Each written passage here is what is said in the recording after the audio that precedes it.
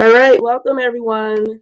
Let's see. Hello, assalamu alaikum. Welcome everyone. This is Zarinah, El-Amin, Naeem, and this is how to publish your book. This is the Your First Book training, and we are in part 2. So welcome, assalamu alaikum. I would love for you all to check in. So there's a chat box on side of your screen. I want you to check in, and I want to know your name. I want to know where you're joining us from, and I also want to know what your goal is for your project, right? So those of you all who had a chance to be in part 1, or either you watched the replay of part 1, we talked about your goals, we talked about your motivations, we talked about your topic, your message, your audience. So I want to know what you all set for yourself.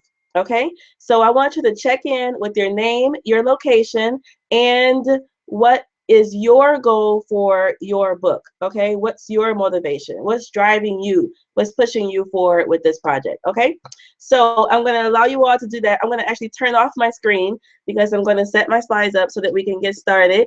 And yes, so I'll look forward to that. So one moment.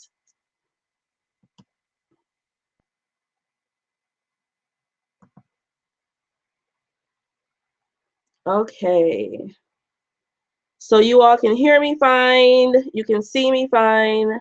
I think that we should be good. So let's go ahead, everyone. I want to hear from you all. I want you to type in your name as well as your goal for your book.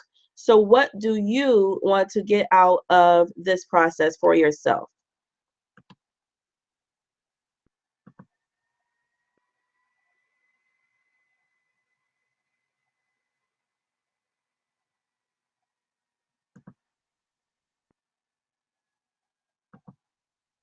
All right.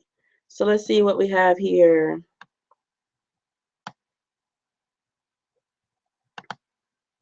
Okay, Crystal, welcome.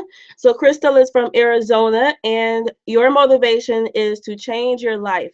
Okay, you have been wanting to write this book for years, and it is time that you publish. So I'm excited for you, Crystal, because what you're doing here is actually taking action, and that is extremely important. So congratulations to you for actually stepping out and doing it, right? And you're right, it is time. There's no reason for us to sit on this project for years. It's time to get it done. All right, so Sumaya, assalamu alaikum, is in Bayshore, New York. Welcome, New York. And her goal for your book is Dawah. Okay, so this book is an autobiography about your journey to Islam. And I remember you from the first part 1, so I remember a little bit about your story. So I'm excited to have you back with us. And we're going to talk in this one more about how to actually get that thing written. All right, so Crystal is here to change her life. And as she wants to actually get this thing done, Samaya, her goal is for Dawah. All right, Shelly is from Florida. Welcome, assalamu alaikum. And she recently published a nonfiction book on success strategies of Caribbean American leaders. Wonderful. Why some individuals succeed while others don't. So her goal now is to write the workbook, okay, on success strategies. All right, Shelly. So that is definitely important to build upon what you already have done and then add on to that. And you'll also, in tomorrow's session, you guys know that this is a 3-part session, right? So tomorrow, I'm going to be sharing with you all some ways that you can reuse your materials to kick off a new career, to kick off workshops, and to have other spin-off activities. All right. Okay. So Afzal is from the UK, and your goal is to write and publish a book on transformational health in the next 6 months. I hope to learn from you the best way to structure and write a book. Many thanks. You're welcome. Yes, you will definitely get that. So I'm going to share with you all a specific system on ways that I write and teach my clients to write their books quickly.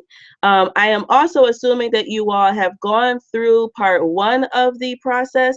So if you haven't gone through that, do stay in this one, but I do want you to make sure that you watched part 1 of the process. And there's also a full webinar that some of you all caught before, and I'll put that link for you as well later. Okay, Bella, assalamu alaikum. So your book is ready and you just want to publish. So you're just looking for the technical side of it, which is great. So Bella, some of the things that I share in this particular part 2 may be beyond you because you finished your draft, but I think you'll still get some useful information out of it. But I just want to let you know that some of it may be beyond where you are right now because you already have finished your book. If you haven't caught my full webinar that I did, I think a couple of weeks ago, I'll put the link to that as well.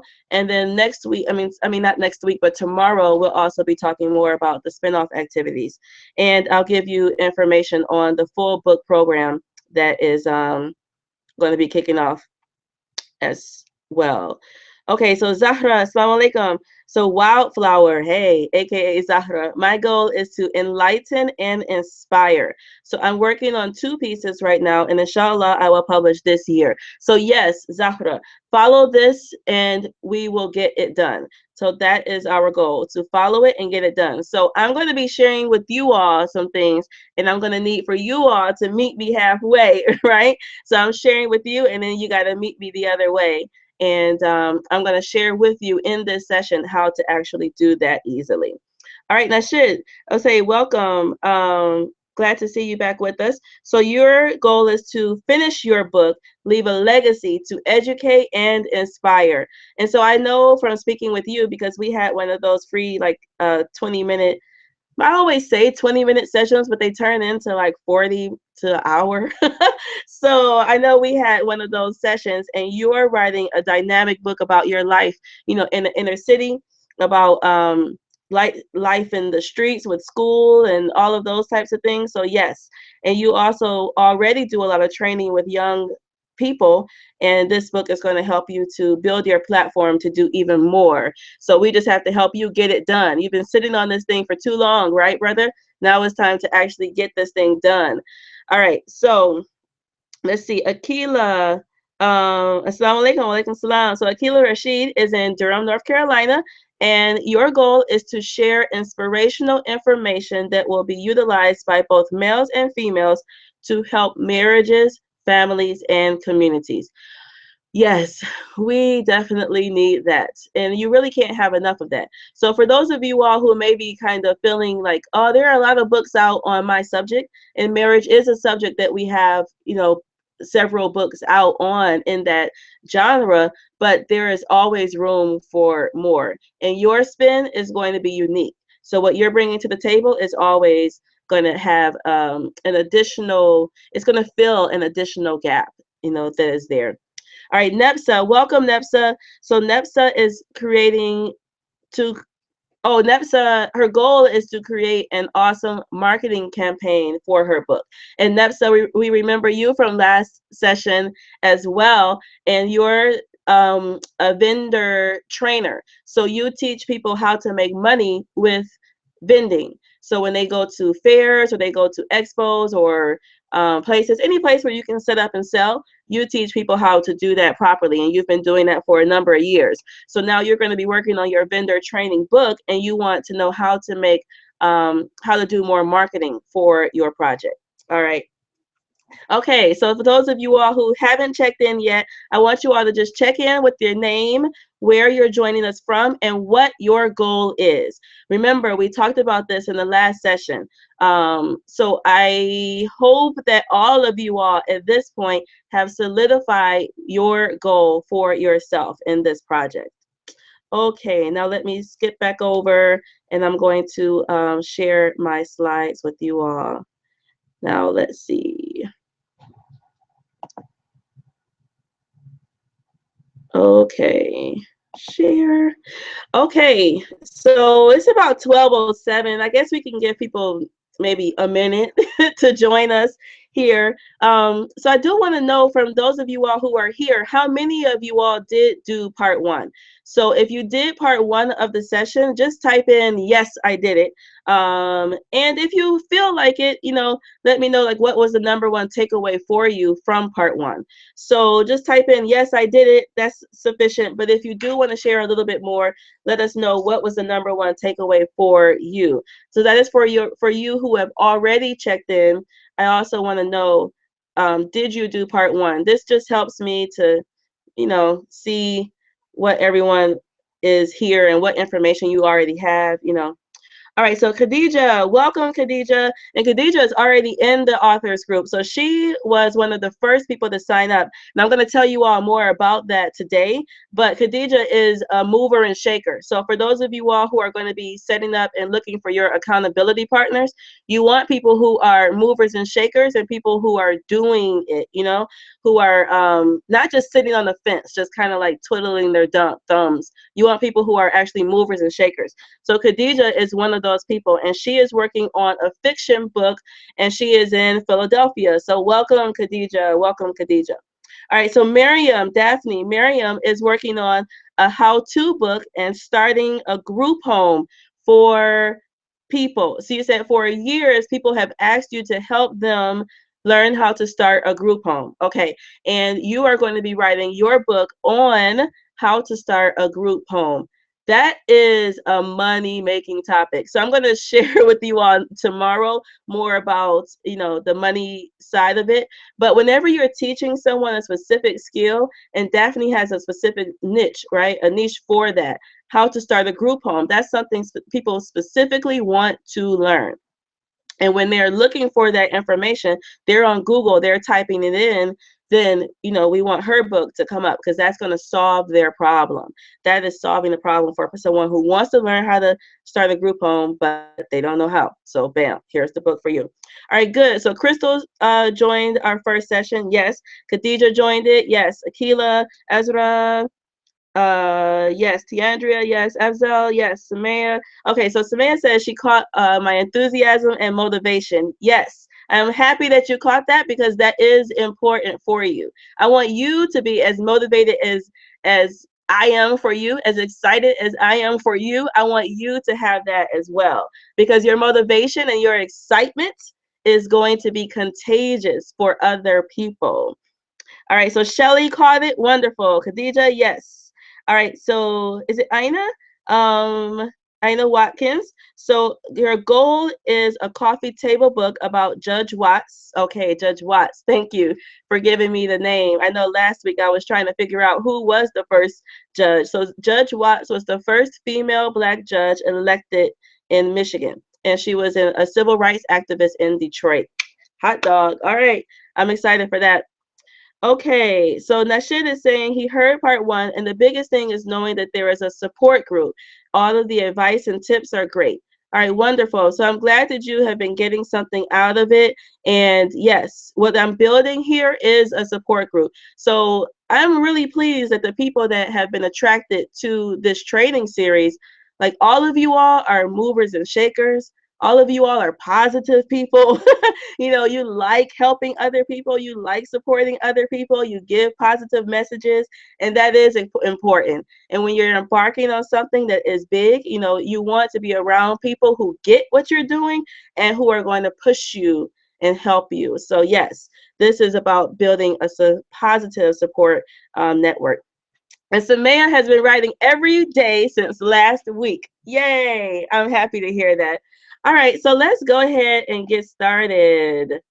Okay, so again, I'm Zarinah El-Amin Naeem. I'm the founder of Nia Press and the self-publishing system. And my goal in this entire training, this whole training around creating your first book, or I should say for some of you all, your next book, is to help you go from idea to reality. So this is Dr. Alexandria Osborne. This was one of my first authors that I worked with, and she is all the way in Tanzania. And this was when she first got her books by DHL. They had arrived and she was holding it in her hand. I want that feeling for you. I want you to have that smile on your face and that feeling of accomplishment that you set out to complete a goal and you actually did it. Okay, so I want that for you, and that's what this whole training is about. So this is what we are avoiding. We don't want you to be stressed out, to be just kind of, oh my God, I really want to get this done, but I don't know how to do it, feeling the overwhelm, worried about stuff. This is what we are avoiding. So the reason that we're in this whole process, and I shared this with you all before, but it's worth saying it again, is that 80% of people actually say that they want to write a book. So there are a number of people that say they want to write a book. There are even like over 75 people that signed up for this session today, but not all 75 are here. So you need to be excited and really pat yourself on the back for even showing up, because people say they want to do stuff, but they actually don't. So people who follow a system, authors who follow a writing and a publishing system, are 90% more likely to succeed with their books. So you are on the right path, and that's what the whole self-publishing system is about. It's about giving you the tips, giving you the techniques, and giving you the support so that you can get it done. You don't have to do it alone. So today we're going to focus on how to write your book draft in 60 to 90 days, right? This is part 2 of part 3 of 3 trainings. Part 1, which we did last week, was on solidifying your goals, your topic, your message, and your audience. And so we have some dynamic goals that we heard today already, right? So goals to inspire, goals to educate, goals to attract clients for those of you all who are teaching specific skills, you know? So we know our goals, right? And so now it is getting the book draft done. Tomorrow the same time is going to be part 3 of this training, and it is on how to use your book material to generate $10,000 to $100,000 on top of your book sales. So I'm going to give you specific ways that you can reuse what you're already doing, because you're going to be writing your drafts, right? So you're going to reuse that, repackage it, put it in different formats, and you're going to use that to generate additional income, create multiple streams of income to yourself, reusing what you've already done with the book itself. All right, so again, I always say this: put aside your distractions. Don't try to multitask, because when you do that, you really don't succeed on either one fully. So I want you to put aside your distractions, put your phone on vibrate. If you don't even really need it right now, then put it in another room. Get some pen and paper so that you can take notes for things that come up for you, but just focus. Like, this is time that you are setting aside for this skill learning process. So I want you to focus. So put aside the distractions. All right, so of course we are here to prepare you for success with your book, and I'm hoping that everything that I'm giving you is making it more clear for you. So any questions that you have as we go along, just jot those down, and then when we come to the end for our Q&A, then we'll make sure that we answer all of your questions. I'm going to stay here until I get all of your questions answered. Okay, so we don't want that squiggly line up top, right? That's not cute. That's chaos. That's confusion. That's not what we want. We want the nice straight line to succeed. And this is what we're avoiding. We're avoiding the mental fatigue. So all those people who start something and they stop, nope, that's not us. All the people who get like really physically fatigued with the process, nope, that's not us, because we're going to follow a structure that I'm showing you in this video. So no, we're not going to do that. Boredom, writer's block, all those things, we're scratching them out. Bam, getting rid of them, because those are things that try to suck you down, and those are things that keep you away from achieving your goal. That's not what this is about, okay? So I'm giving you these things in bite-sized chunks so that we can avoid all of this stuff that I have here. We don't want that. All right, but the quick way to do anything, the only way, is that you must stop talking about it and you must begin doing. So Samaya, like she said, that she's been writing every day since our last session. That's what we want, because you can have all the training in the world, you can have all the knowledge, all the information, but if you don't actually start doing it, then it's for naught, right? So the way to get started is to quit talking. This is no longer in dreamland. We are acting, right? We are beginning to do. All right, so 4 steps to finish our first draft. Today I'm going to talk to you about defining and setting the structure of your book, organizing, brainstorming, and writing and editing. Okay, so that's what we're going to go into right now. All right, so what format are you going to select for your book? This comes from module 3 in our the full NIA authors group. So I know Khadija is already in it. I see some other people are already in it. They're not on this call, but those of you all who are already in the NIA authors group, and I'll tell more of you about that at the end today. This is module 3 there. So what format are you selecting for your book? Now, the reason we say that is because even those of you all who are writing nonfiction books, there are several different types of nonfiction books. So if you just say, okay, I'm going to write a nonfiction book, you have to know in your mind what type, because the wording, the layout, the structure is different for every different type of book. So let's start here. We have a memoir, Eat, Pray, Love, right? Many of you all heard of that book. Some of you all probably read it yourself. So that was a memoir that's a creative nonfiction book, right? It has a storyline, it has an arc, it pulls you in, it's written more like a fiction novel. The middle book here is a cookbook. So this is a nonfiction book, right? But you know that when you open up a cookbook, it's structured and written much differently than a memoir, right? So that is a different type of nonfiction book. On the other side here, we have a nonfiction book called Zero Debt for College Grads. So that type of book is different again from Eat, Pray, Love, or is different again from a cookbook. So the reason that I'm showing you these examples right here is that I want you to think about what type of book you're actually producing, right? And what type of format is going to be best for you. All three of these, even on this screen, will be written in totally different ways. All right, let's look at some more. Excuse me, I have like a slight cold today. So here are some other types of books. So a list book, right? 1,000 places to see before you die. That's one of my favorite, because you guys know I have wanderlust. Anthropologists always have wanderlust.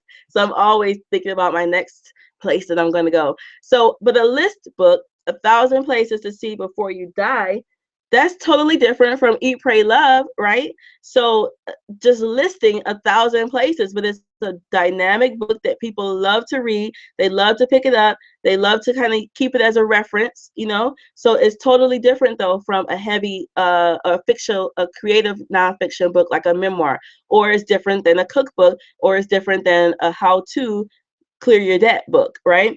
So here in the middle, and I think it was Ina, or I forgot. Someone said they were writing something about like the first judge, right?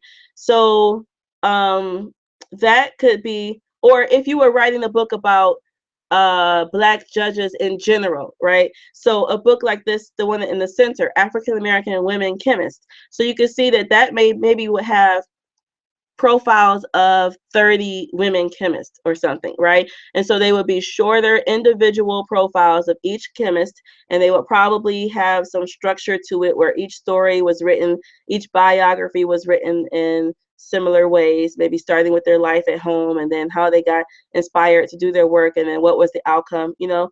So that book, again, is different than a list book, and it's different than a cookbook or a how-to book or a memoir. You know, there are different types. Now, the last one over on the right here is Who Moved My Cheese, which is one of my favorite little books. And I remember when I used to work in Sierra Leone, I actually took that book with me to Sierra Leone, and I gave it to everyone that was working in the staff there, just to kind of build up some camaraderie amongst us. That's a long story. That's for another day. But anyway, but that book, Who Moved My Cheese, is a nonfiction book that is teaching a particular skill. This one is about like change and, you know, how to approach your life and those things. But this book is like a parable. That's the word I was trying to think of. It's like a parable. So it's really short, and it's teaching something that's around business and around like life development, but it's written in a parable format. So again, my point is I want you all to think about what type of book you're working on, and you can be creative and in ways that you can actually produce the content for yourself. So for those of you all who are working on a fiction book, a lot of times people will ask me like, well, how many words do I need? And I say, really, don't worry about the word count Worry about your story. Is your story good? Is it dynamic? Does it have an arc to it? Is it engaging? Is it a page turner? You know, because you can have Harry Potter, which can be over 400. Some of them I think are like even 500, 600 pages. My 9-year-old reads all of those, and everybody else in the world too, right? But my son does love them. And you can have my favorite book, which is The Alchemist on the left, which is really short. I think it's like less than maybe 100 pages or so. So it's a really short book, but it is fiction, and it's telling a story, it's teaching you different skills, it's motivating you and inspiring you.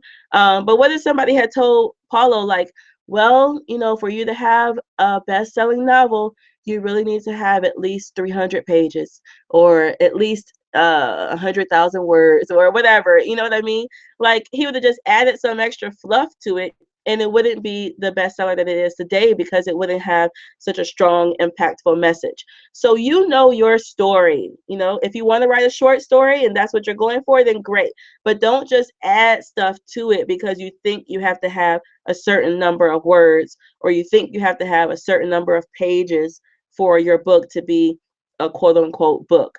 There are many different formats. So what you want to focus on is your story. You want to focus on your goal, your mission, all of those things that we talked about in the first part one, like who is your audience, what is most appropriate for them, and that's what you're going to go for, right? So you're going to pick the format that works for your audience, your subject, your future goals, and your time frame. So let me give you an example. Like, this is our last book, Light Glue, the little book of marriage advice that we should have stuck to from the beginning. So when my husband and I were working on this book, I had a list of advice and quotes that people had given us at our marriage. So at our marriage, like, we put out a book and we had everyone give us a piece of advice. So I had all of these like little nuggets and jewels of things that's why I named it. We should have stuck to that from the beginning. Then we wouldn't have had our little hard times because hard-headed, you know, everybody has to learn. But if we had stuck to that book of marriage advice from the beginning, we would have gone a lot smoother. So I had all of these quotes and I had all of these things that were ready to go in the book. But my original idea was that Helene was going to write, like, the man's perspective. He was going to write a commentary on each piece of advice that was given to us. And then I would write, like, the woman's perspective and have that. And so I did that for like maybe the first 5 or so. And then Helene pretty much was like busy. He was doing other stuff. He couldn't really focus on this project, this book. So I was like, okay, I can either say I'm not going to do this project, or we can say that we're going to do it 2 years from now, or we can restructure the format and still put this book together, but in a way that is going to be easier, in a way that's going to be shorter, a shorter time frame, and it's going to be less stressful. So that's what we did. And what we ended up with was where we said we're just going to have every book be one piece of advice, right? So we're going to number them all. We're going to have every page, rather, be one piece of advice. And so that's the way we structured it. And we changed the font. We had it, you know, big font, clean, so people can write in there if they wanted to make any notes. But this went from a heavy marriage book to a light sort of gift book that people can just pick up, and they don't have to read it all at one time. They can just pick it up, read one page, you know, get their inspiration or their motivation or their advice for that day, and then put it down and keep moving. So we actually found that that format for this particular book worked really well. And a lot of people were really excited about this format. And I get comments all the time like, whoa, I pick it up every day.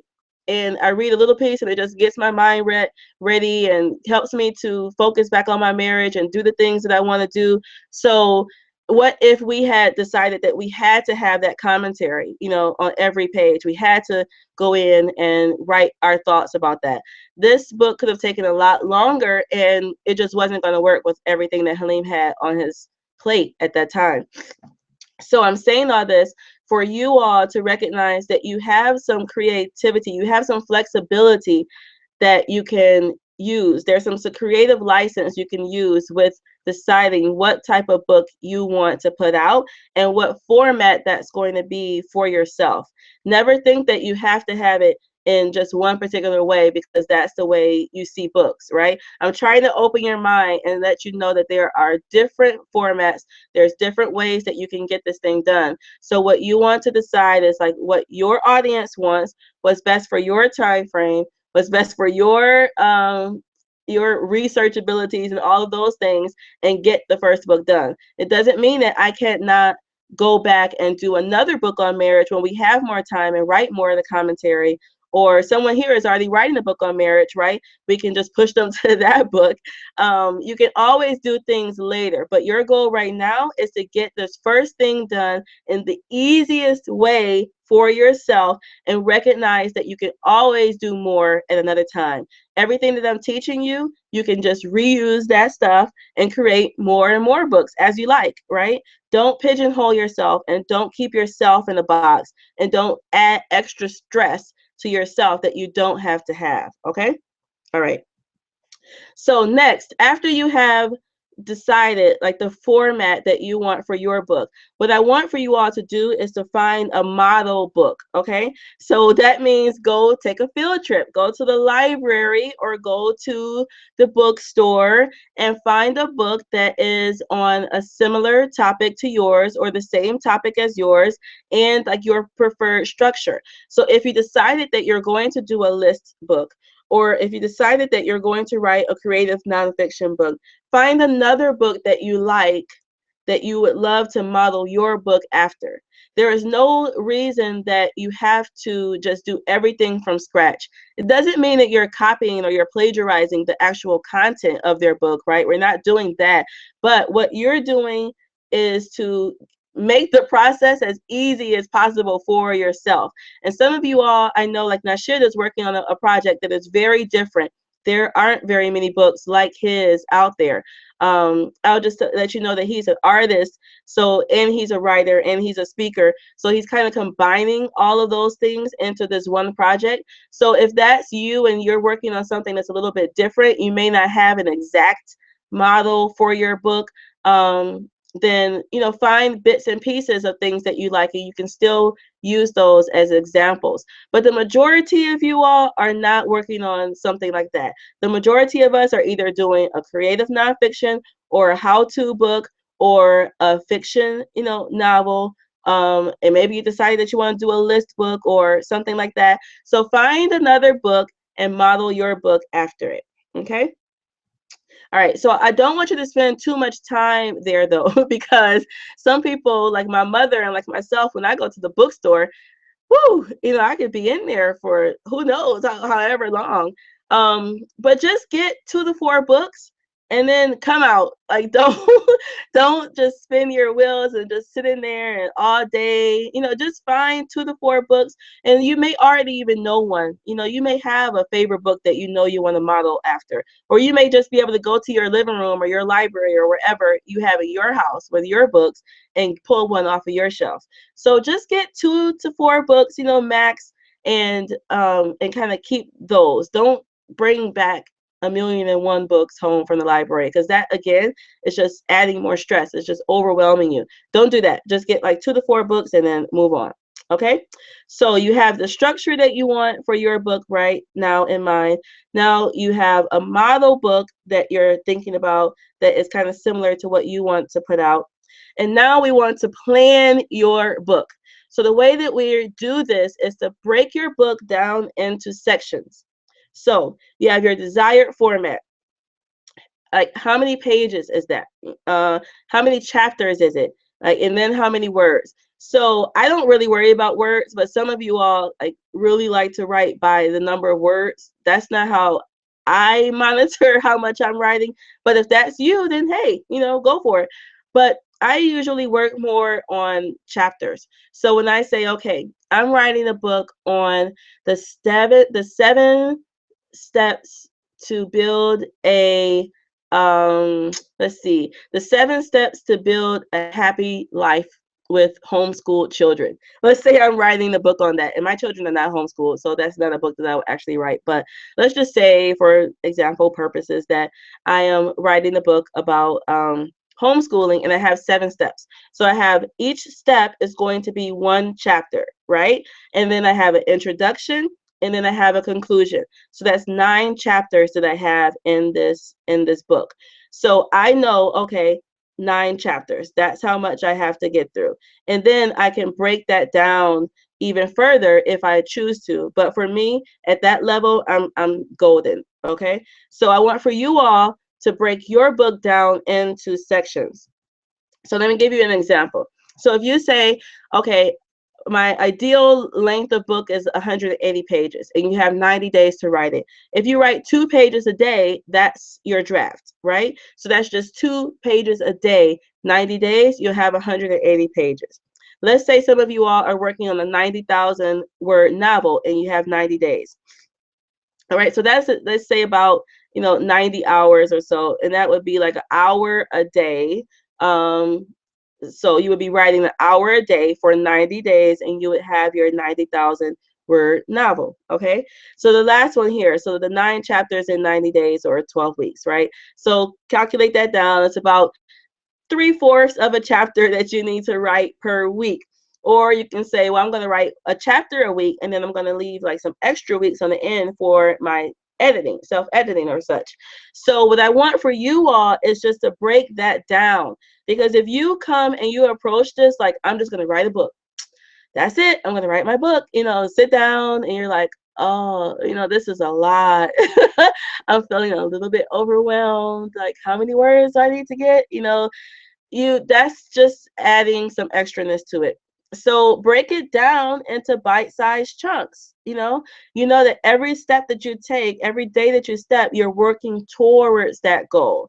But you're not coming at this like, oh, I need to write 180 pages, because that can feel weighty. That can feel unachievable, right? And all of us have lives. All of us have things that you're already doing. So this has to be able to fit into what your life, it has to fit into what you're doing. So I want you to break it down for yourself, however that is for you, whether it's hours per day or pages per day or words per day or chapters per week or whatever it is, but break your project down into chunks. Then I want you to decide, like, when can you fit this in? Now, I know this is where a lot of people say, well, I can't.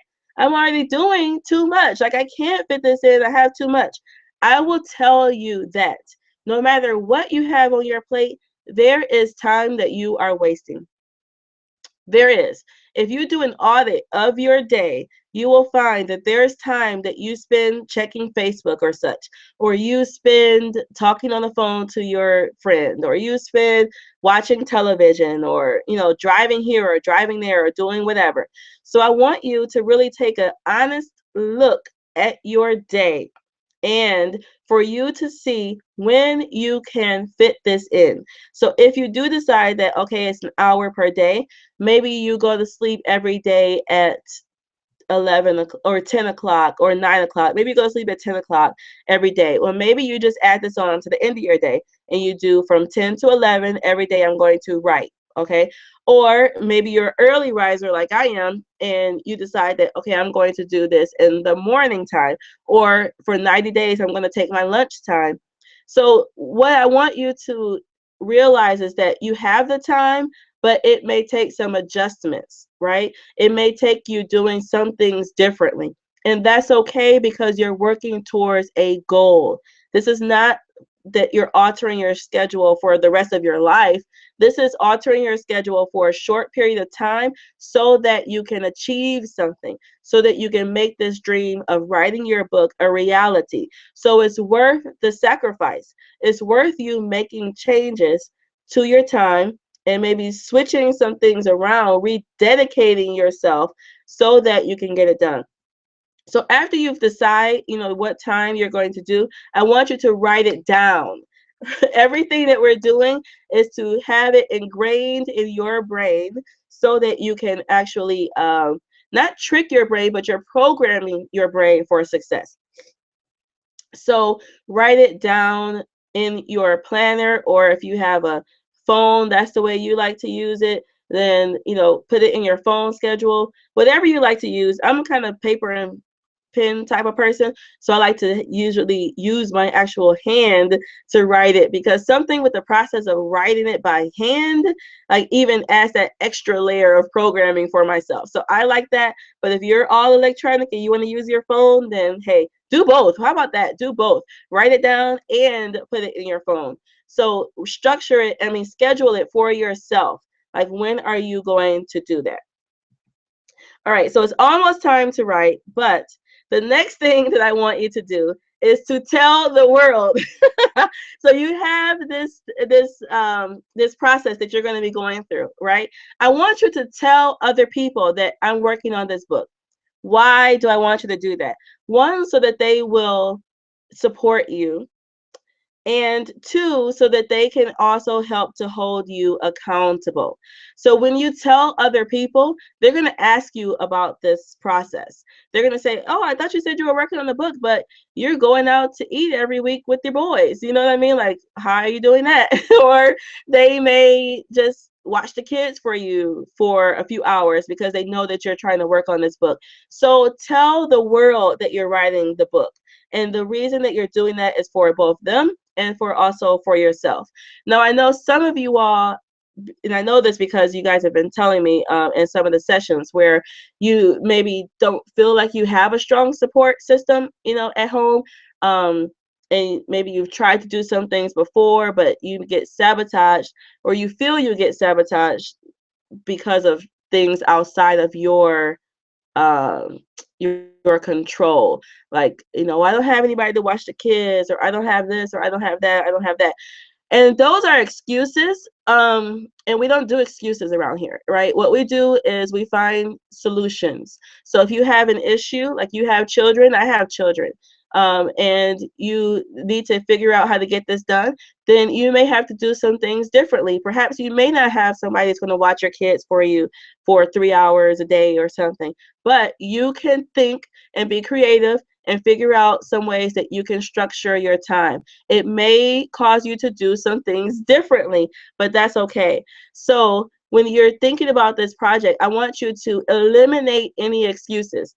When I was in Howard, I played saxophone, and I'm not going to remember it right now because I'm actually trying to say it. But when I was at Howard, I played saxophone, and those of you all who know anything about marching bands or pledging or anything like that, you're on a line, right? And so they teach you about discipline. They teach you about accountability, about supporting one another, and all those things. And they used to have this line we had to say, like, excuses are bridges to nothingness. I can't remember it right now, but basically the gist was, like, you can't use excuses. You want to say, oh, I was late because of this, or I couldn't do it because of this, or this, or this, or this, or whatever. No. So we're knocking that out already. So don't come with any excuses.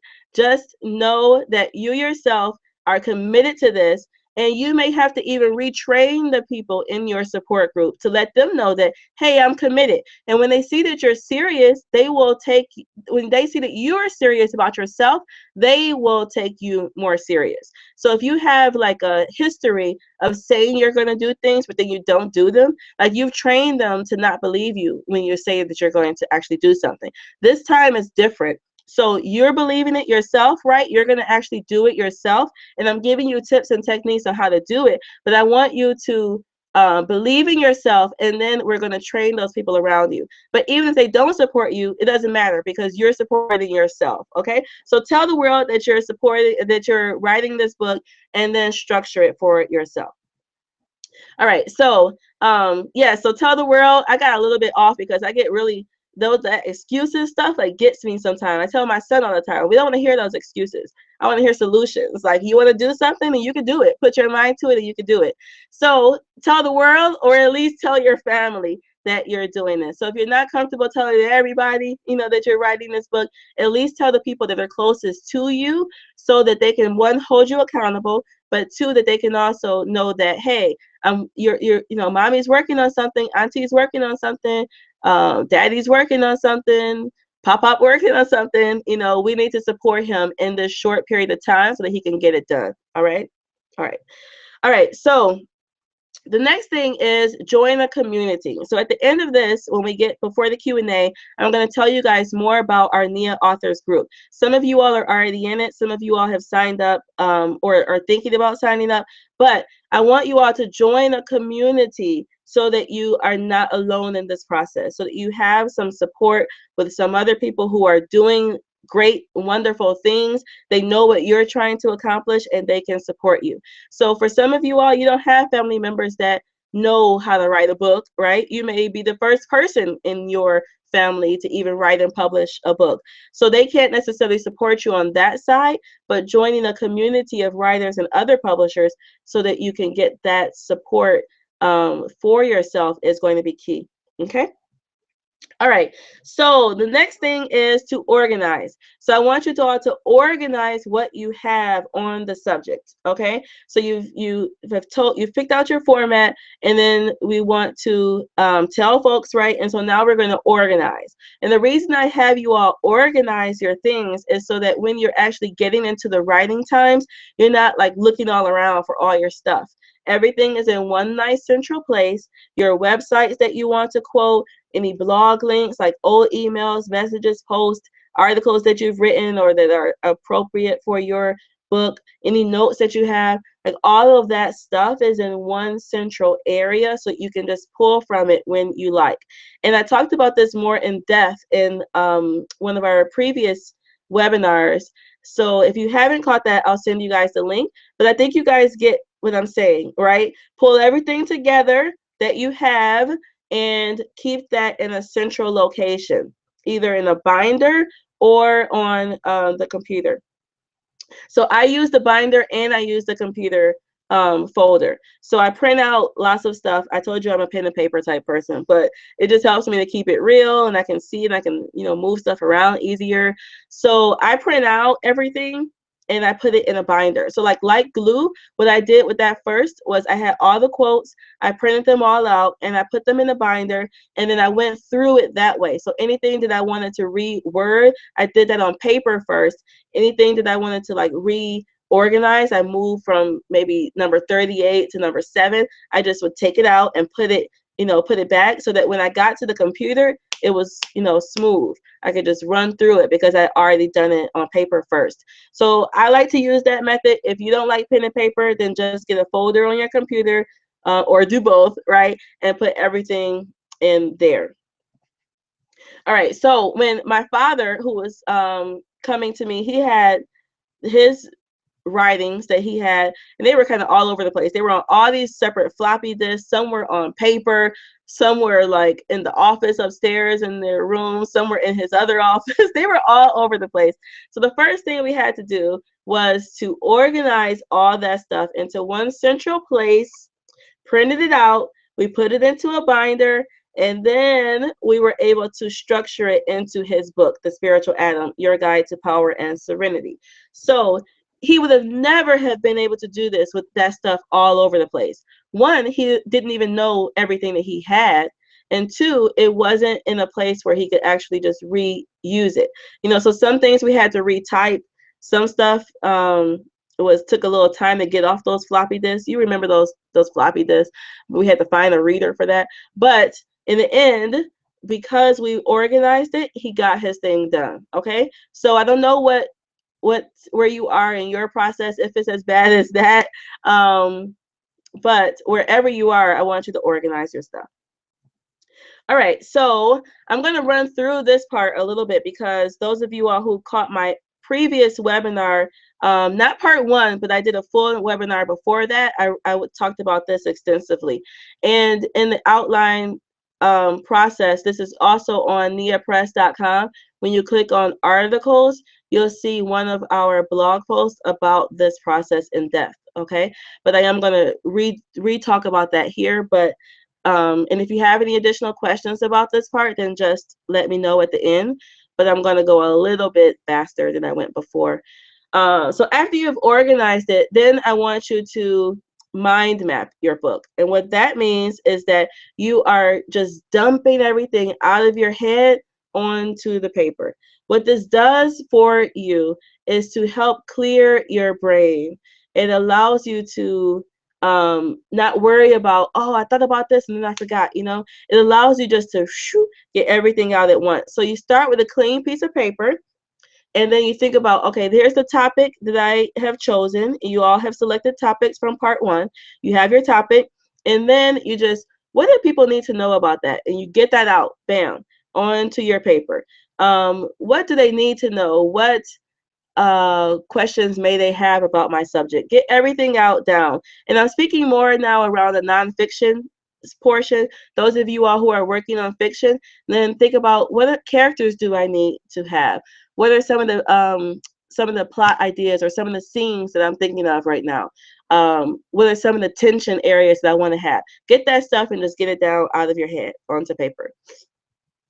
And then from there, we're going to do our outline, right? So you have that big sheet of paper with all of those ideas, everything that you've been thinking about, and then you want to try to organize this a little bit more. So you pull out which parts of these are the main ideas. So thinking about that, where I said 7 steps to raising homeschooled children, right? So maybe step 1 is like one of the big ideas, and that's going to be the main idea number 1. And then what supports that? So I'm going to have maybe 3 here. I have 3 things that support that main idea, three subheadings, right? So the important points are kind of like subheadings, and then within every subheading I need to explain that further. So maybe I write 10 sentences, or maybe I write a couple of paragraphs, right? So I'm explaining that part further. So what I'm doing is I'm organizing that whole mind map, that just brain dump of everything that I thought about, and now I'm putting some structure to it. I'm breaking it down. The main ideas become your chapters. Those important points become your subheadings. And then those 10 sentences, paragraphs, and such, those become like the actual meat, the text of your book, okay? So when you have that structure down, you just keep going in and you flush it out. You just add more and more and more to it, so that while you're working on it, it's just getting bigger and bigger and bigger. But if you just tried to sit down and then you just came at this from, well, I'm just going to write, I'm just going to write. You don't know exactly where you're going. You don't know everything that you have to get out. And that's where that writer's block comes in. That's where that fatigue and that frustration comes in. That's how people end up sitting at their computer. They blocked out from 6 a.m. to 7 a.m. to work on their book. And then they just sat there and didn't write anything. They had writer's block, quote unquote, because they didn't have a structure. So I'm giving you all one of the structures. I actually teach 6 different structures, in our full NIA authors group, but this is one structure, and I'm going to show you one more in this webinar too as well. But this is one that you can use. So the goal is to get your information out of your head and down onto paper. So for that, you can't worry about the words at that point. This is not editing time. This is just writing time. So what you want to do is write. Don't try to edit and write at the same time. Don't do it, because you're going to just drive yourself crazy. Write first, get everything down, and recognize that I can polish this later. So even while you're working on it, just get it out, get it out, get it out, get it out. And you'll always be able to go back and polish it later. Don't worry about trying to edit at the same time. Just don't do it. Don't try to write and edit at the same time. Write, then edit, okay? All right. Now, here's one of the other techniques that I like to use as well. Sometimes people get a little bit still kind of caught up. They don't know exactly what they want to write about or how they want to organize their content. So what I like to do is to imagine that I'm being interviewed, right?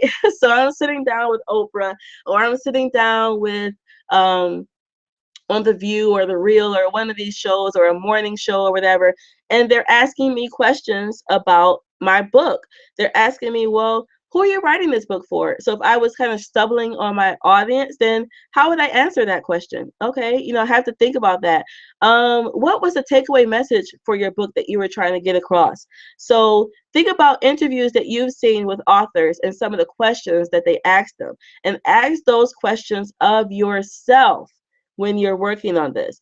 ask those things to yourself so that you can get some additional clarity about what it is that you want to include in your book and what is not necessarily so important. You have to have some criteria, right? Because there's a million things that you could put into a book. You have to have some criteria for this. So use the interview method if you ever get a little bit stuck, or if you just want to pull more out of yourself. Think about that. What are some questions that the interviewer may ask you about the book, and then answer them, answer them for yourself. So that's two methods that I gave you, right? Organizing the outline and then using the interview method. Of course, there are others, but I don't have time to go into everything on this webinar right now, but these are two that you can use. All right. And of course, if you don't like typing, because some of you guys are like, really, that's the hold up for you, you just really are not good at typing, then use Dictation Software. Whew, thank God, right? We have all these technological tools at our disposal right now. Use Dictation Software. And I do have an article on this on neapress.com as well. And in our group, I'll just give you guys all of the different softwares that you can use. Some are free, some you have to pay for. But you can use dictation. If you have a long drive, like let's say you have a commute an hour to your job every day, that's time that you can use for this book. That is time that can be dedicated to this. Of course, you can't type, but you can speak. So that means you can use that phone or put your iPad right there next to you or whatever. You can talk your book into existence. And that is something that's going to help you save time. All right, so our goal is to get you to the end. We want that book draft written. Once you get the draft, it's smooth. It's like butter, You can go from there. Once you get that draft done, it's just a nice, easy process. That's where we want to get you to, the end, right? The finishing of your draft. All right. But to finish, you must start. To arrive at the ending, you must start. To succeed, you must start. So don't think about it. Don't sit on the fence. Just start. Okay. So here are 5 steps that you can use to stay on target. Number 1 is to stay focused on your goal. You have a goal for yourself now. You know why you're writing this book. Number 2 is to keep a deadline. When do you want that book in your hand? When do you want that done? And then you work backwards from there, right? We broke down the writing process into bite-sized chunks. So you have deadlines for that. But also, when do you want this whole project to be done? Keep a deadline. Model another book. That's going to help you save time, kind of just give you more clarity. You don't have to reinvent the wheel. Just model something else. Set your writing schedule. And then understand that change is inevitable. And what I mean by that is that you may have to change your life while you're working on this book. This is something big. This is huge. You know you're going to get new clients. You know you're going to make more money from this book. You know you're going to leave a legacy. You know you're going to inspire folks. You know you're going to do all those things. So it's worth it to maybe sacrifice 30 minutes of your lunch hour, or to get up 30 minutes earlier, or to go to bed 30 minutes later. I don't like the 30 minutes later so much. I like to get up 30 minutes earlier. But you know that you may have to make some changes to your life to get this done.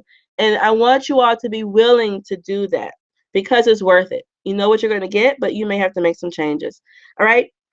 So in our next training, which is actually tomorrow, I'm going to be talking about how to start a speaking career. Some of you all know that I'm going to Bermuda next weekend. So they're bringing me there to do some talking around living bold. I'm going to be doing some head wrapping there as well.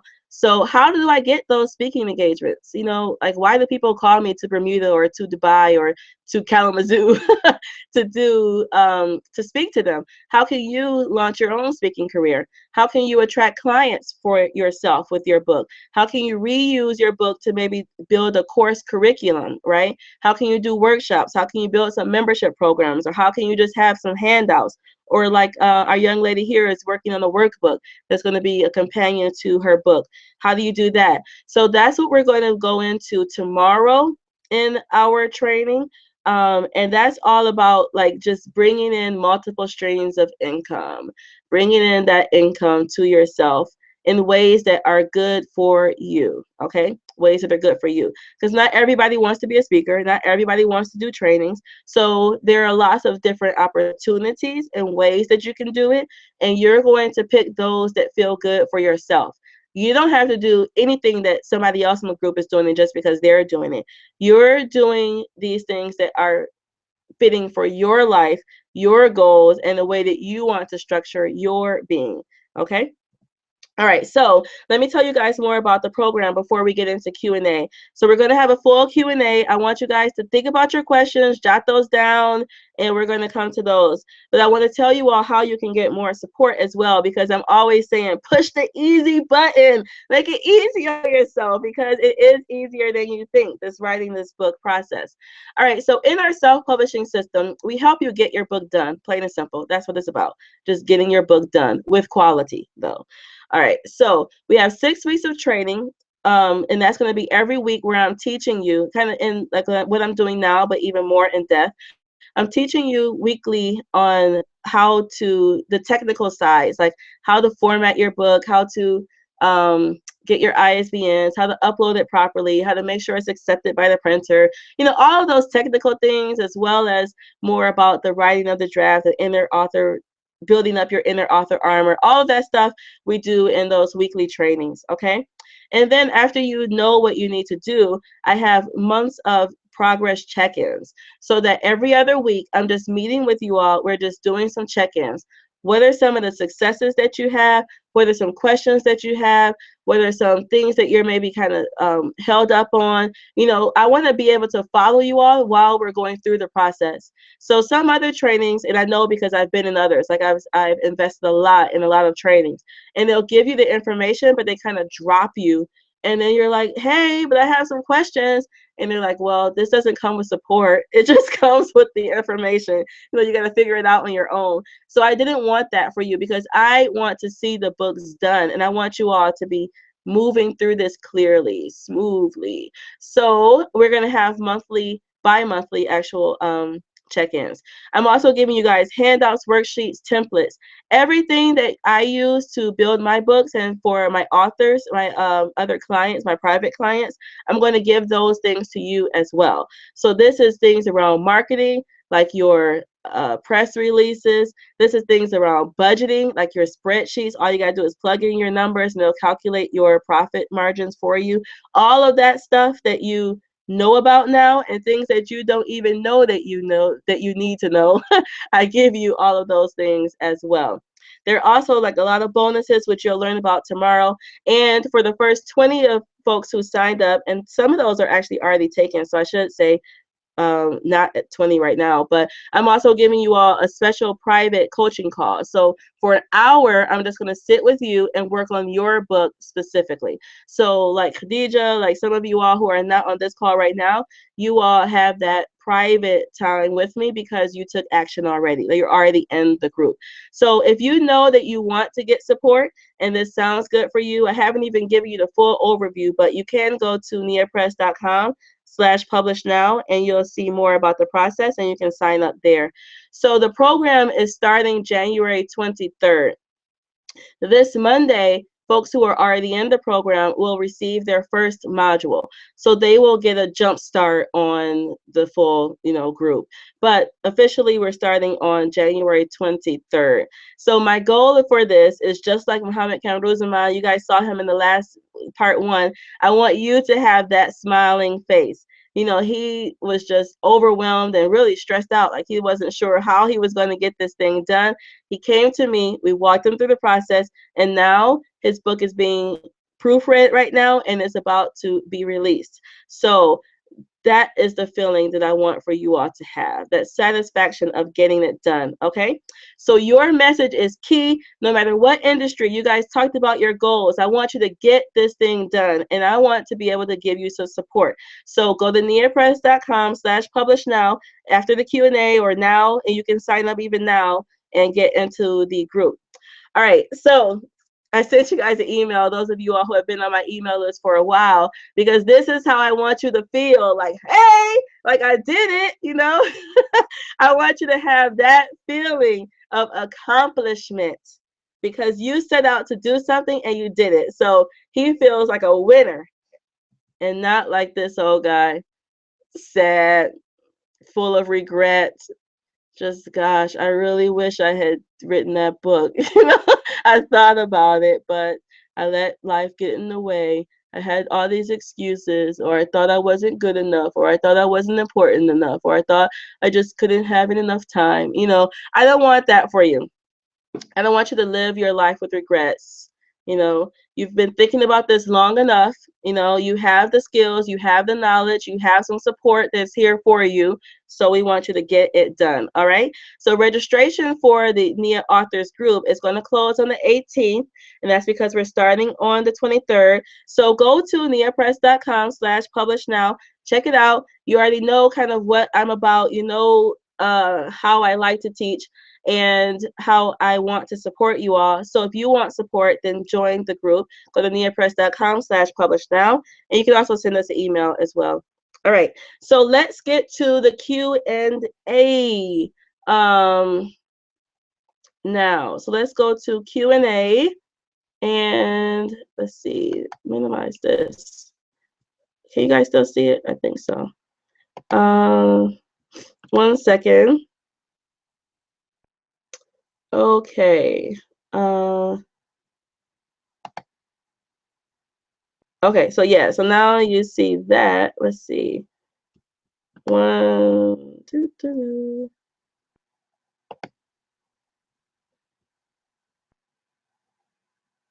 Okay. Were you guys not seeing my screen that whole time? All right.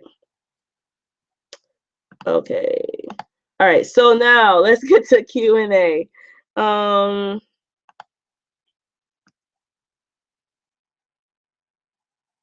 Okay, so let me go to the Q&A here. Khadija says she loves The Alchemist. Yes, it was one of my favorite books. Okay, so Nepsa is saying, I would like my vendor workbook to contain lots of hand-drawn illustrations and cartoons. Somehow I think that it's out of reach, but it would make the project super complicated. So you can do that, Nepsa. There's nothing that says you can't. That will be either an additional cost. Like if you can't do the hand-drawn illustrations yourself and the cartoons yourself, then you can find someone else. You can go to maybe your local community college and check out the art department there and see if you can find a student if that's more in line of your budget. If not, then just Google illustrators. I have a couple of illustrators that I'll be sharing with you all in the group as well. And you can get pay for illustrations. You can pay for those as well. So it doesn't have to make it out of reach. If that's something that you really want to include and you feel that's going to make a big impact, then you can do that. If you feel it's just something out of your budget right now, or you don't want to add it, then don't worry about it up front. Just don't worry about it up front. Just get your workbook done and then maybe do a second edition later, with some hand-drawn illustrations. You can always have a volume 2, okay? You can always have a volume 2. All right, Ezra is saying, my book will also be filled with artwork. Yes, and Ezra, we remember you from before, and you're working on the book around tea, I believe, right? So you're working on the book around tea, and you're going to have some lots of recipes and some other stuff, and you're an illustrator, so Nepsa Ezra's an illustrator. Maybe you guys can connect as well around that. And that's what this is all about, connections, right? So connections and being able to build upon each other. So Ezra's book is also going to be filled with artwork. All right, so Nepsa, she's telling the world, great. Okay, so Nepsa saying, I'm taking a cut up to my income. Instead of vending on weekends, I'm staying home to write and just live off my website sales. Okay, so what that tells me is that you're serious about this, right? You recognize that I may have to change my life for a short period of time, but I am going to get this done, okay? Right, so I see that. That's great. All right, so Samaya, is there a link for that full webinar? Yes, I will send that out to you all later. So there is a link for that, and I'll send you that as well. Okay, so a children's book that I wrote 20 years ago, I just want to complete it at least so I'm not wrestling with unresolved issues. All right, wonderful. So that's what this is all about. We are going to give you the support in order to help you complete your children's book or any other book that you want to write. All right, so Let's see here. More questions. Sumaya, so I want to use my book to generate funds for my education project in Pakistan. That's awesome. And I have published a calendar called Beautifully Wrapped every year. And we're working on that now for next year. And that project all is totally about just generating funds for our project, our education project in West Africa, like Sierra Leone. So that's what that project is about. And really, even everything that I do. So your projects, you can have it built in your structure where you give, a percentage of your income away. I'm all about philanthropy, and I'm all about, making sure that we give back. So I love the fact that many folks within this group are also about those things. So what if we even just made a commitment for ourselves that, okay, 5% of the income that we get from this project, we're going to donate towards a project that you feel is worthy. So that could be an educational project, that can be working with the homeless, that can be working with abused and battered women. Everybody here, I'm sure, has some project that is central to your heart. So I wonder if we could commit to that as a group, even that, like, a minimum. I do 10%, but for you, maybe 5%. Like 5% of the monies that I make in this project, I'm going to donate towards some type of nonprofit organization. Okay, so if that sounds like something you guys could do for yourself, then just type in. If that feels good for you, then great. I'm not pushing you to do it, but I do think that that's something that's important for us to do. Okay, so Akila says, I still definitely plan to do the book on mothering. However, while preparing for a presentation, I realized that the topic that I chose is also one that I would like to publish on. So technically speaking, draft 1 is done. I received great feedback from the presentation. Some asked if I had a book. Others asked if I had a pamphlet or if I could write an article that contains the information. This is a request for a different format. Should I just solely focus on publishing the info as a book, or condensing the information to share it for free as a pamphlet or as an article? Okay, so Akila, we're actually going to talk about that tomorrow. And when I speak about the spinoffs and ways that you can reuse your book material. So there are some things that you can do as like sort of drip marketing. So like I mentioned, that 7 steps to raising homeschooled children. So I could perhaps give the first step away for free as a free ebook, right? And then, or as a free chapter to whet their appetite, to get them interested. And then they buy the book for the rest of them. And then I could have a full program working with people who want to homeschool their children as an upsell to that. So we'll discuss that more tomorrow, but there are several options that you have as far as structuring your materials. Okay, so Aina says, how much is the investment for the self-publishing system? So the investment for the self-publishing system for our full Near Authors group is either $9.97, which is the full pay, and that's for the full 5 months of support, or it is $297 for 4 payments. So if you want to do the payment system, you can do $297 a month for 4 payments. And go to Nia Authors, go to niapress.com/publish now, and you'll see all of that information there. All right. All right. So that is the investment for that. Now, I'll tell you, for some people who that may be a stretch, like it may be, an investment for some of you all. But what you're going to get here is a full slew of information. It's really like a business in a box. I'm giving you all a lot of things that will be able to help you generate income, but also to spread your message. So it may be an investment. I know it may be a push for some folks, but I would definitely say that it's worth it. And it's priced actually even more competitive than what some other programs are. But that's me, right? That's what I always do. So Ezra, I would like to start engaging community by setting up something like a blog, Facebook page, so that I start interacting with my dream audience before I have the book ready. Any thoughts? So yes, Ezra, you can always start a group on Facebook. You can start a page where you start to share, recipes, and then maybe the recipes that get the most likes or the most shares are the one that even make it into the book, perhaps, if you want to do that. But I would definitely start something.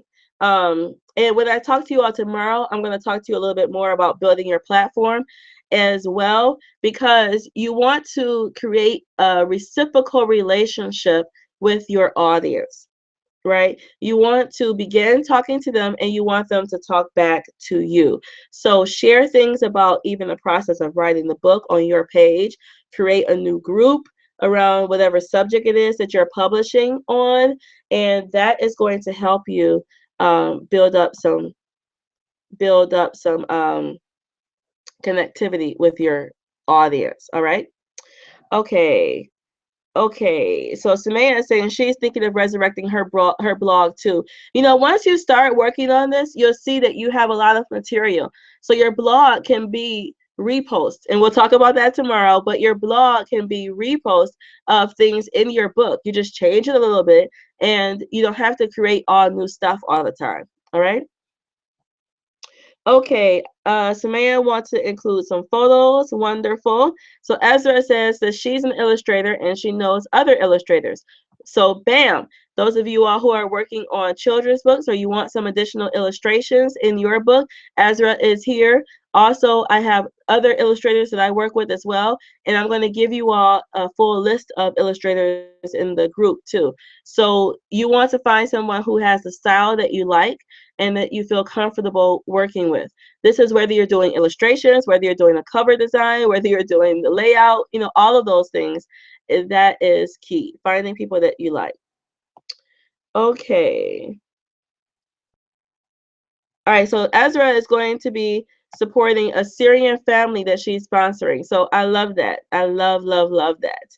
Samaya has a school and she wants to buy the building and expand into a girls' high school with her project. Beautiful. All right, Tiandra says she's in. Woohoo! Lovely. All right, so Samaya is saying, if we self-publish, how do we publicize the book and build an audience of paying members? All right, so we're going to talk about that tomorrow as far as like publicity, marketing, that kind of stuff. It's going to come into the program tomorrow. Samaya, I'm also going to share with you the webinar I did before that has more information on building your audience as well. But in our group, we talk about that. So there's a full module on how to market your book and how to publicize your work. Okay, there are a lot of different things that you can do which are free using social media. You know, that's time. There's also things that you can put money to as well, and you want to make sure that you're just getting your return. You know, whatever you invest in, you want to make sure you're getting a return on that. So we come and we cover that in full in the program. All right, so now should is saying, should he stick to a black and white book, or will color illustrations make it way more expensive to print? Yes, anytime you're doing color in your book, that is more expensive. Yes, so if you can leave it black and white, then yeah, go for it.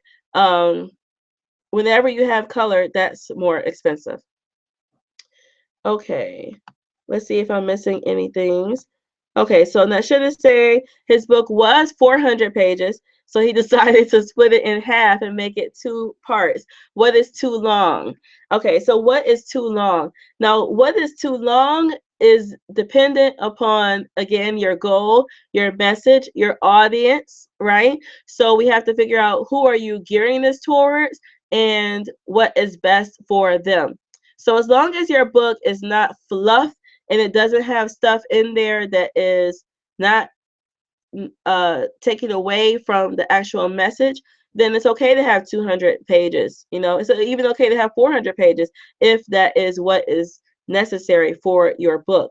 But the thing is that you want to make sure you drill that book down and you eliminate anything that is fluff, anything that takes people away to a tangent. You know, all of that stuff, you eliminate that, okay? All right, so Nashid is saying, do all illustrations need to be in vector format? So most of the time when you're working on a children's book or you're doing some illustrations, then you have a layout. So you know the size of your book, and then the illustrator works based on that size. And what you upload to your printer is actually like a PDF in a certain format. It's a certain kind of PDF that you upload to most printers. So no, it doesn't necessarily have to be in vector format for that. But you may design it. The illustrator may design some stuff in vector, but when you're giving it to the printer, it doesn't. Okay. So Samantha said, did you answer the question about publicizing the book? She was offline. Yes, I did answer that question. I talked about things that we're going to do tomorrow for that, but also I said that you're going to start building up your platform. So like with the blog or having the email list, those are things that you want to do now. Posting on your page about even the creation of your book project, those are things that you want to do now. You know, those are ways that you can softly publicize the book before it is even actually done. Okay, so Samantha, we're going to come into the marketing side tomorrow a little bit, as well as in the group. That's it's a lot that goes into marketing.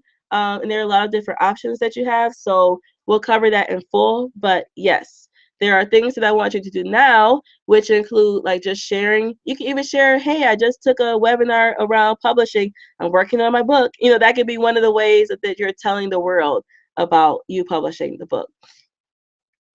All right, so now Shin is saying, should he print the draft or email it to editors?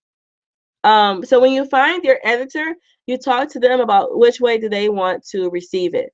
So most of them are going to work electronically. You're going to email them the draft, and then they're going to do some track changes and then send it back to you that way. Okay.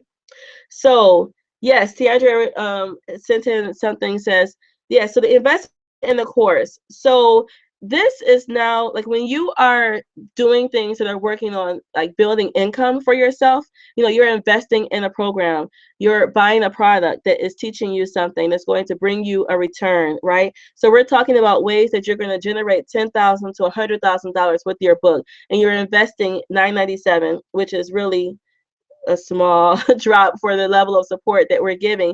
You're investing that, or you're doing $297 in payments. You can write that off. That is a tax deduction for yourself.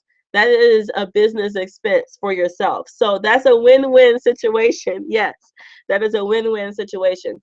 When do you get to like write off something that's good for you? So yes. All right. So let's see. Are there any additional questions here that we have around either your part one, like your goals, your message, your target audience? Do all of you all have that solidified? Do you know your goal? You have your target audience? You know your takeaway message, right? If you don't, then type it in. I'm here for you now. We can get this thing worked out. For those of you all who are following for this particular session right now, you know, what is your deadline? What is your model? Are you going to do a list book? Are you going to do a creative nonfiction? You know, have you figured out like what format you want for your book? Those are all questions that you may have. So I want you to use me while I'm here. Use me while I'm here. Type in any questions that you all have. Let's see if I'm missing anything here. All right, let's see if I can bring her in.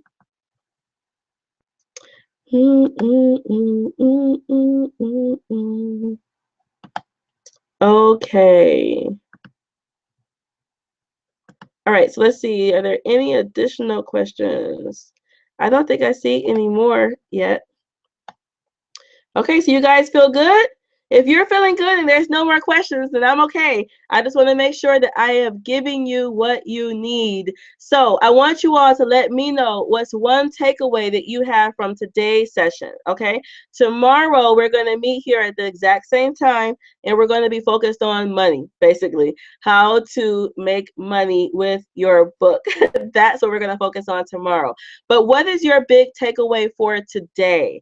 Type that in. Let me know, because I need feedback from you all to know that I'm doing what you like. You know, I want to know that, yeah, I spent time putting this together, and yeah, they got something out of it. So what was your big takeaway from today's program? So now, those of you all who have already signed up for the Nia Authors Group, I want to welcome you all to the family. I want to congratulate you all, because we are really working on something that is big. This is a movement that we are creating, a cultural movement around the creation of culture that is positive and that's moving us in a great direction. And I know that it may feel like I'm overstretching. You know, we're talking about books about tea, or books about vending, or books about, you know, judges. And some of you all cannot see that, okay, that is really a big deal. You know, I know that that may be a stretch for some people, but I need you to recognize that everything that we're doing here is powerful. So even just being here today, there's like 12 of you all right here, right now. The energy that we are connecting between one another is key. We're creating something that is special. And I'm thankful that you all are here. And I want you all to get more as well. I want you to connect with the other folks who are in the group. So go to neapress.com/publish now and join for the full process. So Ezra is saying that she got clarity from today. Wonderful. Alhamdulillah. Samaya, 5 steps for staying on target. Great. That is key. Also, is my father's book on Kindle? I have to ask him. I think that he took it down for, he's doing some additions to it. So I'm not sure if it is or it's not. So I will ask him, Samaya, and I'll make sure I get you the link for that. So, okay, her biggest takeaway is organizing, finding a model book, and planning it. Great, great, great, great, great, great. I'm glad to hear that. So, finding a model, organizing your info, lots of good stuff to take away. Wayakum, wonderful. So I'm glad you all are getting out of this, getting some stuff out of it. So Akila said the encouragement to still write books on topics that have already been covered is definitely helpful to me. Excuse me one second. Let me drink some of my tea. I have here my favorite tea, which is maybe I'll show you all. Let's see if I can change back to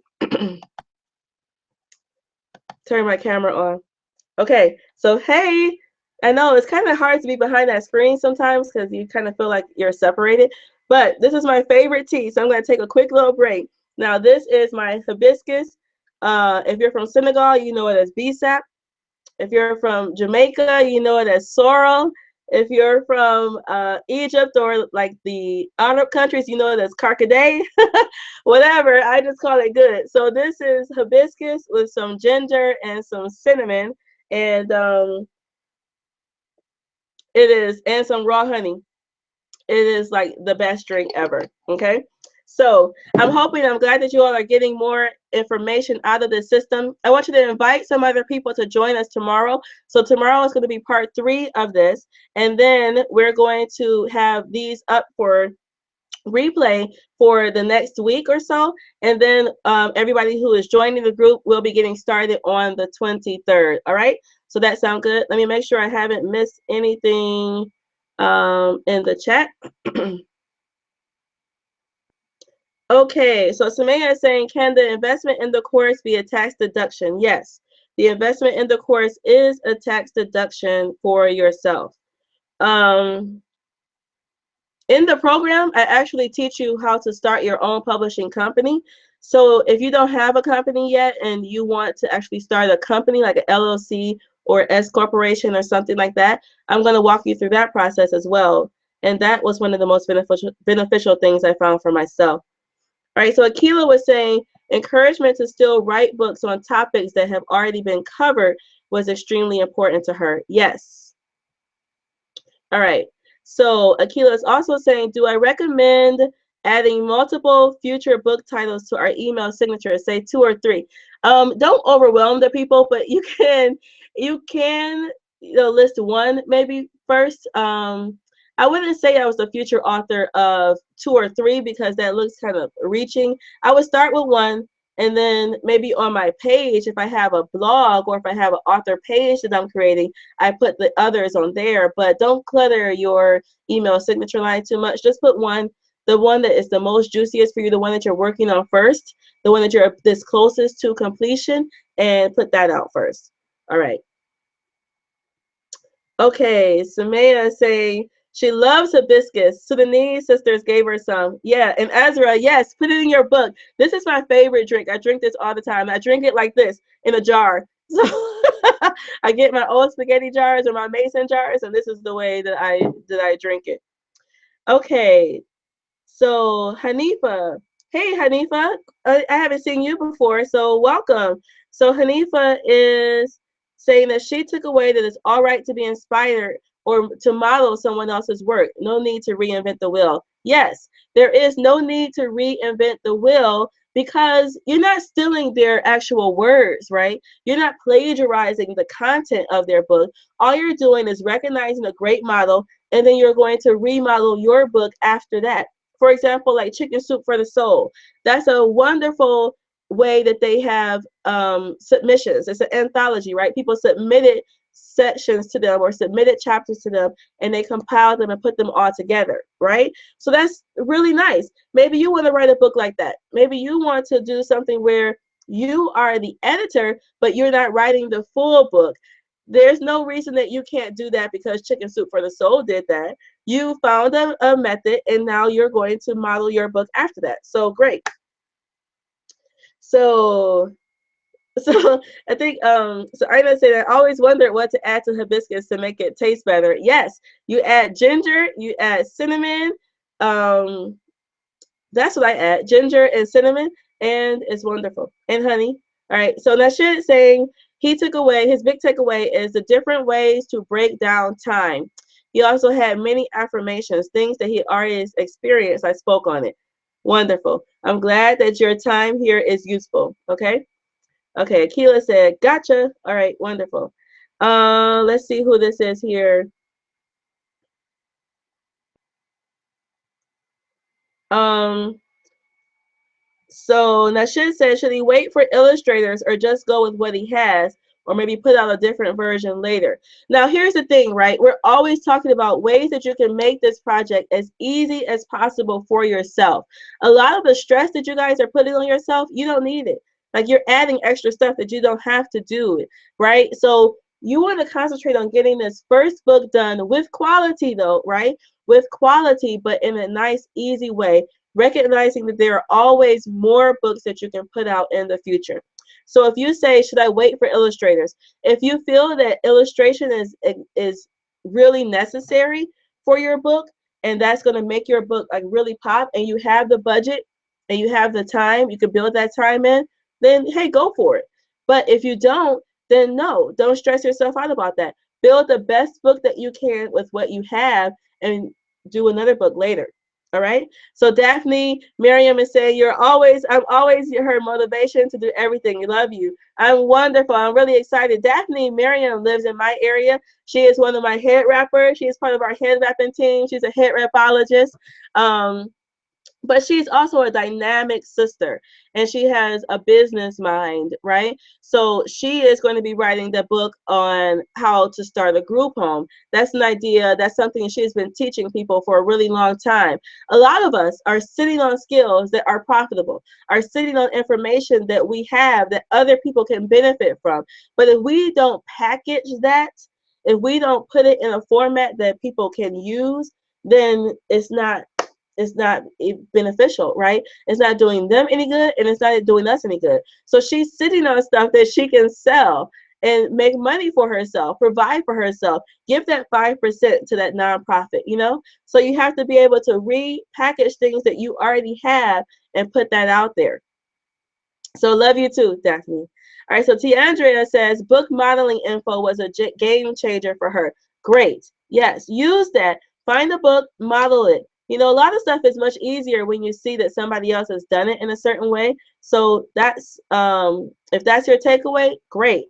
All right, so Nashid is saying, what's the possibility of a publisher wanting to work with you after you self-publish first? There are so many books that were originally self-published that then the second part of the trilogy or the third part, or it gets republished later under a publishing company. That happens a lot.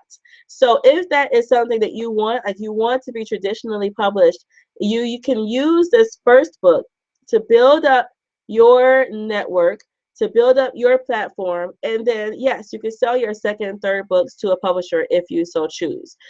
There's pros and cons to both of them.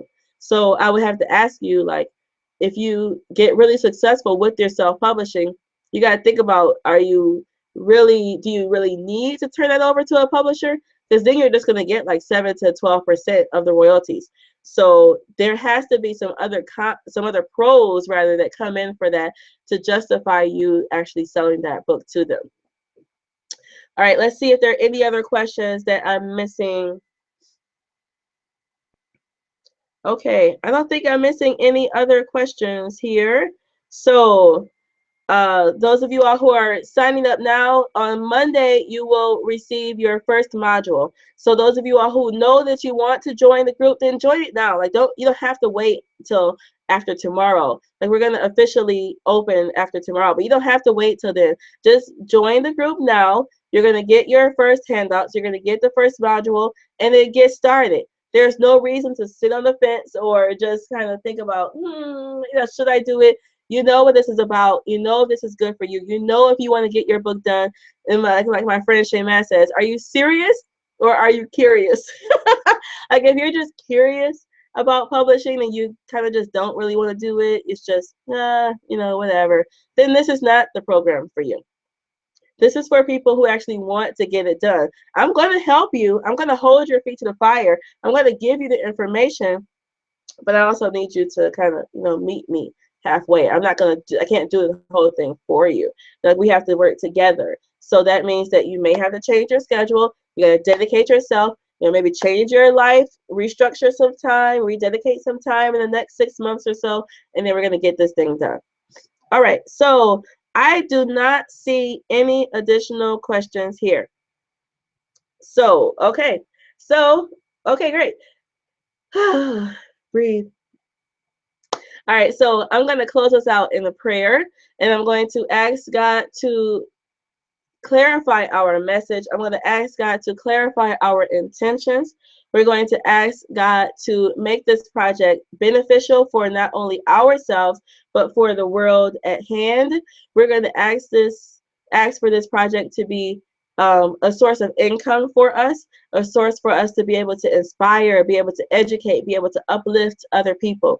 We're going to ask God to put love even within our group, to build some connectivity, to build some strong relationships, to build our support system with people who get us, people who love us, people who want the best for us, and to allow us to really feel that support, so that we can do not only this project, but so that we can do all the things that we want to do in the world. So I'm happy you all are here today. I'm going to see most of you all tomorrow, right? I'm going to see you tomorrow, same time, where we're going to talk about money, like how to generate income for yourself during spinoffs with your book, and share this with other folks. All right. So Jazakallahu khairan. Assalamu alaikum. Peace and blessings be upon you all. Have a wonderful day. Peace.